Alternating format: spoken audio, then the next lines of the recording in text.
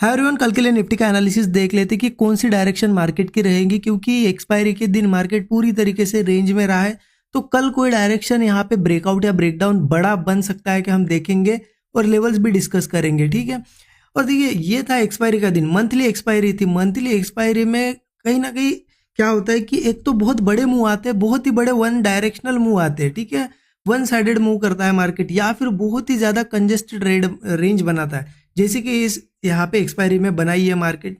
पूरा सेलर्स ने पैसा कमाया कॉल पुट सेल करके, ऑप्शन बायर कुछ नहीं कमा पाया, क्योंकि रेंज इतनी तगड़ी थी और वोलेटाइल रेंज थी, ठीक है यहाँ पे। और कल के दिन क्लियर डिस्कशन में बताया भी था मैंने आपको कि ऊपर यहाँ पे बहुत ही स्ट्रांग रेजिस्टेंस है, तो मार्केट यहाँ पे एक दिन ऐसा साइडवेज भी हो सकता है। कल के दिन मैंने आपको क्लियरली 15 मिनट चार्ट या 1 आवर चार्ट पे भी आप देख सकते हो। कल के दिन ये मैंने आपको लेवल मार्क करके दी थी, ऐसा रेंज मार्क करके दी थी। और क्या बताया था आपको कि यहाँ पे पहले बहुत बार सपोर्ट लिया है, तो मार्केट अब जब कंटिन्यूअसली यहाँ आया है तो टाइम स्पेंड कर सकता है, और वही हुआ। आज के दिन रेंज बना दी मार्केट ने। अब यहाँ से देखिए, ये रेजिस्टेंस लेके नीचे आता है या फिर ब्रेकआउट करता है, वो हम देख लेंगे, क्योंकि अभी जो स्ट्रक्चर बना है वो हमें थोड़ा सा आइडिया दे देगा कि क्या होने वाला है, ठीक है। और ये भी डिस्कस करते हैं कि हमने कहाँ पे ट्रेड प्लान किया, वो भी मैं आपको बताता हूँ। सबसे पहले चलते हैं हम 5 मिनट चार्ट पे। मैं आज का ट्रेड बता देता हूँ, क्योंकि बहुत अच्छा ट्रेड हमने लिया था। अनफॉर्चुनेटली वो हमारे एक्सपेक्टेड रिवॉर्ड की तरफ नहीं गया। देखिए, हमने कहाँ पे ट्रेड प्लान किया, क्लियर है। मैंने मॉर्निंग में फर्स्ट कैंडल में भी ट्रेड प्लान नहीं किया, यहाँ पे भी प्लान नहीं किया, यहाँ ब्रेकआउट पे भी ट्रेड प्लान नहीं किया पहले जल्दबाजी में, क्योंकि हमें पता था यहाँ पे रेजिस्टेंस है। बट मार्केट ने क्या किया, यहाँ पे आप देख सकते हो ट्रेड कहाँ प्लान किया। देखिए, सबसे पहले यहाँ पे सेलिंग आई, यहाँ पे सेलिंग आई, लेकिन उसके बावजूद मार्केट में बाइंग आई। ऐसा ब्रेकआउट एक बना। इस ब्रेकआउट के बाद इस कैंडल पे भी नहीं लिया, इस कैंडल का जब हाई निकला तब यहाँ पे मैंने ट्रेड प्लान किया और हमारी डायरेक्शन में गया, थोड़ा बहुत प्रॉफिट दिखा रहा था। लेकिन यहाँ पे मैं यहाँ तक कि इस हाई के टारगेट के लिए नहीं प्लान किया था, मैंने बड़ा ट्रेड बड़े टारगेट के लिए प्लान किया था। इस वजह से यहाँ पे मैं रुका रहा। अब देखिए, अक्सर क्या करता हूँ मैं, आपको भी पता है। अच्छा अगर मूव हो जाता है, स्टॉप लॉस ट्रेल कर देता हूँ कॉस्ट पे, लेकिन आज कॉस्ट पे ट्रेल नहीं किया, मैंने थोड़ा वेट किया। क्यों वेट किया? क्योंकि कंटिन्यूअसली मूव आया था। तो एक्सपेक्टेड यहाँ पे होता है कि ऐसा जब वन साइडेड मूव आए तो मार्केट एक बार थोड़ा रिटेस्ट करता है। यहाँ तक का रिटेस्ट मतलब कुछ भी नहीं है मार्केट के लिए, राइट। और इस वजह से मैंने स्टॉप लॉस ट्रेल नहीं किया। मार्केट फिर साइडवेज हुआ, फिर इन लेवल्स के आसपास मैंने एग्जिट कर दिया। देखिए, यहाँ पे क्लियर हो गया था मुझे कि यहाँ पे इतना टाइम स्पेंड कर रहा है, एक बड़ा मूव नीचे के साइड भी आ सकता है और प्रीमियम भी डीके हो रहा था, तो ये मूव आने से पहले ही एग्जिट कर दिया। मार्केट थोड़ा नीचे और फिर से यहाँ पे रेंज बना दी। तो एक ही ट्रेड था जो एक्टिवेट हुआ था, जो स्टूडेंट ग्रुप में मैंने शेयर भी कर दिया था, सभी स्टूडेंट्स को पता है, और उसका एग्जिट भी बता दिया था मैंने, यहाँ पे एग्जिट किया, ठीक है। देखिए, ऐसे साइडवेज के दिन एक ट्रेड में अगर हम कुछ छोटा लॉस लेते हैं, वो कोई बड़ी चीज़ नहीं है, क्योंकि हमने कल के दिन प्रॉफिट भी बनाया है, उससे पहले दिन भी बनाया है। और डेली जो भी ट्रेड ले रहा हूँ मैं स्टूडेंट ग्रुप में शेयर कर रहा हूँ। इस दिन भी यहाँ पे हमने ट्रेड प्लान किया था, इस दिन भी प्लान किया था। तो देखिए, अब इम्पोर्टेंट क्या है कि कल क्या हो सकता है मार्केट में, बहुत ही क्लियरली बताता हूँ आपको मैं। उसके लिए थोड़ा सा 1 आवर चार्ट पे चलिए। एक बार यहाँ पे मैं ये रेंज मार्क कर देता हूँ। यहाँ पे ये मार्क करना क्यों ज़रूरी है आप समझिएगा। यहाँ पे मार्केट ने बहुत बार यहाँ पे सपोर्ट बना चुका है, तो ये लेवल पहले बायर्स के लिए बहुत पसंदीदा लेवल थी, लेकिन जब एक बार ब्रेक होती है तो बायर्स वही सेलर्स बन जाते हैं, तो वही अब यहाँ पे सेलिंग का काम कर रहे हैं। अब यहाँ मुझे लगता है मार्केट को अगर ऊपर जाना है तो एक ही ऑप्शन है। कौन सा ऑप्शन है?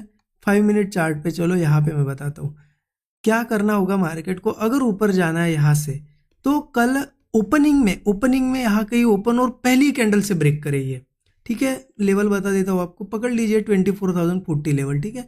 ये ओपनिंग से पहली कैंडल में ब्रेक होना चाहिए या फिर सीधा गैप अप होना चाहिए इस लेवल के ऊपर, तभी जाके मार्केट ऊपर जा सकता है।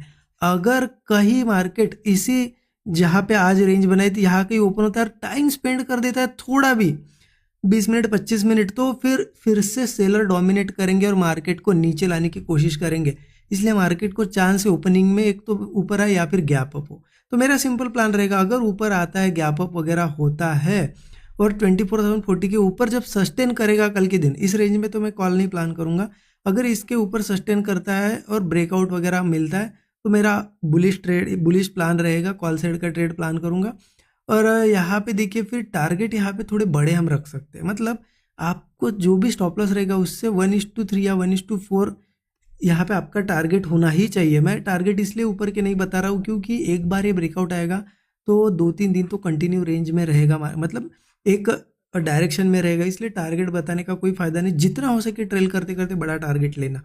लेकिन क्या सही में मार्केट गैप अप ही होगा देखिए, या फिर ऊपर ही जाएगा? क्योंकि मार्केट ने आज यहाँ पे कहीं ना कहीं इस तरीके से देखिए एक स्ट्रक्चर, एक बियर स्ट्रक्चर क्रिएट किया है। हाँ, लास्ट में बाइंग जरूर आई है, बट बियर स्ट्रक्चर है।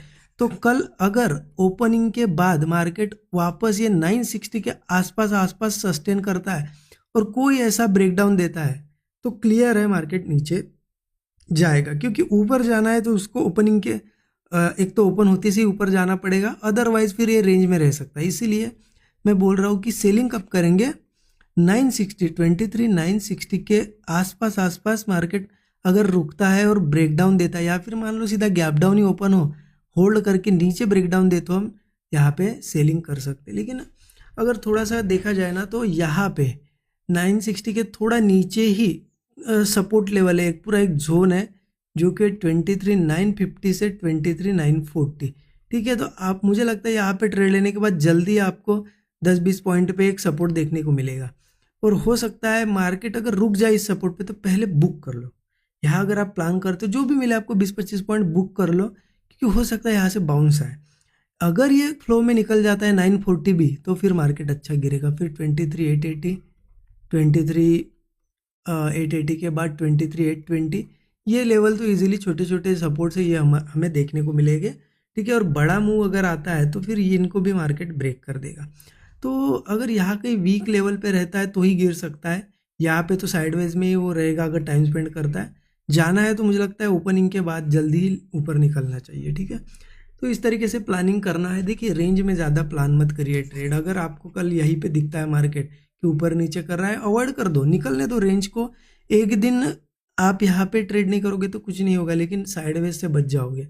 निकलेगा मार्केट ब्रेकआउट, क्या होता है ना कि ऐसी रेंज में बहुत लालच आती है कि नहीं, हर ब्रेकआउट पे क्या लगता है, नहीं अब रेंज ब्रेक होगी, नहीं अब रेंज ब्रेक होगी, हम कॉल लेते हैं, फिर पुट लेते हैं, फिर कॉल लेते हैं। ऐसा मत करो, निकलने दो रेंज। क्या होगा, जो आपको मान लो अगर यहाँ पे 24,000 का कॉल मान लो ऊपर ब्रेक हो रहा है, अगर आपको 100 रुपये में मिल रहा था यहाँ पे, तो रेंज ब्रेकआउट के बाद 120 में मिलेगा। बट कंफर्मेशन इतना होगा कि वो 120 के बाद वो 200 तक जाएगा, राइट। लेकिन अगर रेंज में लेते हो तो वो आपको यहाँ पे 120 100 पे लेते हो 80-70 ऐसा नीचे भी जा सकता है। मतलब इतना समझिए कि प्राइस कम के चक्कर में, मतलब जल्दी ले लेता हूँ मैं, मुझे ज़्यादा प्रॉफिट होगा, इस चक्कर में रेंज में मत प्लान कर लेना। ब्रेकआउट ब्रेकडाउन देख के वो फेक हो सकते हैं, निकलने दो।